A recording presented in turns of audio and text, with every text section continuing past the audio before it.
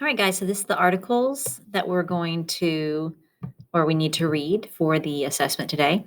I'm recording these for those of you that need it.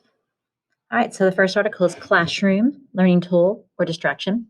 These days, more and more students are bringing cell phones to class. Even elementary school age students have cell phones in their pockets and backpacks. However, the news of Ontario's decision to ban cell phones in classrooms opens again the debate about whether or not students should have cell phones in school. It also brings up the question of whether it's possible for technology to exist in the classroom as a learning tool rather than simply a distraction. Ontario's classroom cell phone ban. Starting in September 2019, cell phones will be banned in Ontario classrooms during instructional time. The new ban means elementary and secondary school students won't be able to use their cell phones in the classroom unless it is for educational purposes, medical reasons, or as a support for students with special needs. How the ban is enforced will be up to individual boards and schools. By banning cell phones, Ontario's Education Ministry hopes to remove distractions so students can focus on acquiring foundational learning skills they need, including reading, writing, and math. The decision and renewed the debate has many teachers and parents left wondering, can cell phones ever really benefit students in class, or are they best left tucked away? Cell phone use in the classroom. Students check their phones in the classroom on average of more than 11 times a day. That can add up to a lot of time spent distracted from schoolwork. And when students are distracted, it's a recipe for extra stress, frustration, and catch up time for everyone. With students spending up to 20% of their time in class time texting, emailing, and checking social media, it's no wonder the debate about cell phones in the classroom is alive and well. How cell phones can be used effectively in the classroom. If properly managed, cell phones can be used as tools to help children learn in the classroom. The following are some of the pros of allowing cell phones in the school. Number one, using educational learning apps. Number two, cell phones give students access to tools and apps that can help them complete and stay on top of their classwork. These tools can also teach students to develop better study habits like time management and organization skills, incorporating digital platforms into lessons. Three, using social media can help students interested in class and can help using social media can keep students interested in class and encourage them to participate in discussion. Some teachers create Twitter hashtags or message boards students can use during class discussions to share thoughts and ideas. This can be especially helpful for students who might not be comfortable speaking in class, supplementing lessons with digital materials. 4.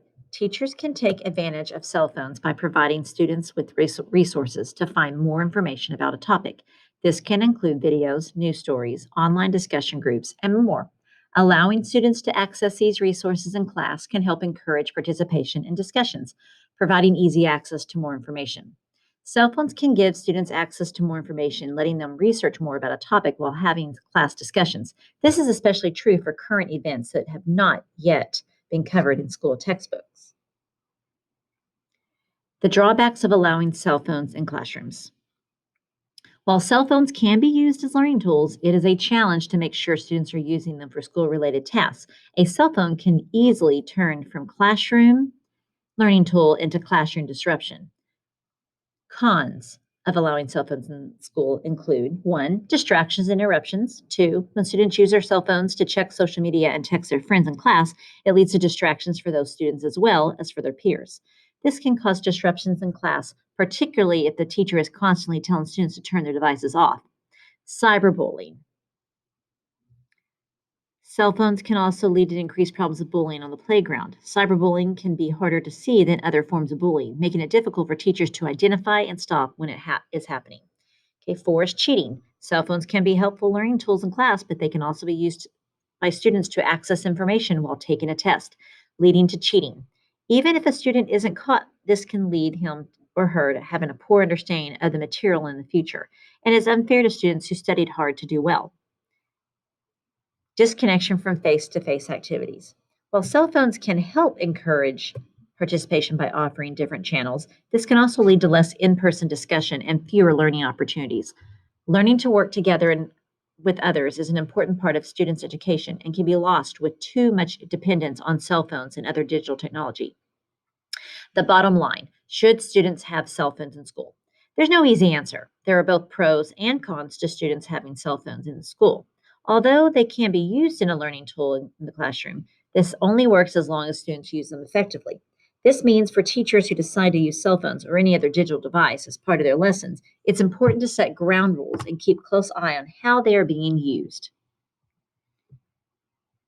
All right, Article 2 is called Research continually shows how distracting cell phones are. Research continually shows how distracting cell phones are. So some schools want to ban them. In July of 2018, the French government passed a law banning cell phones in schools. According to CNN, the law passed 62 votes to 1. The policy came into effect during the beginning of the 2018-19 school year and impacts students in kindergarten through the ninth grade. Some schools across the U.S. are enacting similar policies as a way to decrease distractions for students. It was a constant distraction for kids, and what it became is a constant discipline issue. Robin Cavallo, principal of Portage High School, tells Wisconsin Public Radio. Kyla says that school confiscated over 200 phones during the last school year and that students and teachers are seeing results. They are not distracted anymore, she says. The phones are not their preoccupation. They know they can't have the phones in a classroom. If that had been the case years ago, we wouldn't have needed the policy. It doesn't take a scientist to tell you that cell phones can be distracting, but if you want confirmation from a scientist, it's not hard to find. Study after study shows that the powerful computers we keep in our pockets can be distracting for even the most disciplined of adults, not to mention students. One study published by the London School of Economics traced the impact of banning mobile phones as schools on exam scores. Researchers found that students in schools with phone bans earned higher test scores and that low performing students benefited the most. Restricting mobile phones can be a low cost policy to reduce educational inequalities, concludes the study. Another study published in the Journal of Communication of Education found that students with mobile phones performed better in several different areas.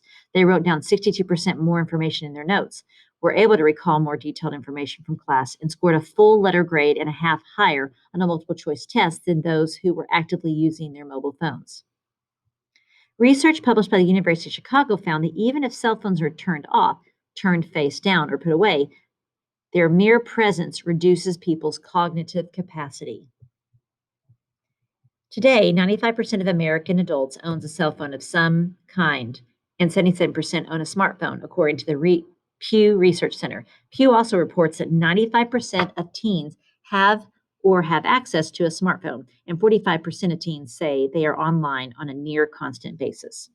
But while researchers maintain that cell phones, along with other forms of technology, have the potential to be distracting, others say that banning cell phones is an over adjustment, and many claim that having cell phones in schools can be helpful for students who need to stay in touch with their parents. In 2015, New York City Mayor Bill de Blasio lifted a ban on cell phones in New York City schools put in place by his predecessor, Michael Bloomberg. He said that, like many other parents, he and his wife, Charlene, gave their kids cell phones so that they could stay in touch with their family. He also raised concerns that the ban was unequally enforced across schools. Parents should be able to call or text their kids, de Blasio said in 2015. Lifting the ban respects families, and it will end the unequal enforcement that has penalized students as so many high needs schools. We are giving educators the tools and the flexibility to make this change responsibly. And others say that cell phones can help students learn more rather than less. Proponents of cell phones in classrooms say that they allow students to be self-sufficient learners that can efficiently use the modern tools that's available to them. And that would likely be available to them in the workplace to learn new information. Finally, some say that enforcing cell phones bans is simply impossible. Anita Charles, director of secondary teacher education at Bates College, has observed classrooms and analyzed technology policies for years. In 2017, she wrote a chapter titled There's a Relationship, Negotiating Cell Phone Use in the High School Classroom, and researching new literacies, design, theory, and data in social cultural investigation. I found that when schools attempted a blanket policy, invariably it was unenforceable, she said. Teachers and students develop workarounds.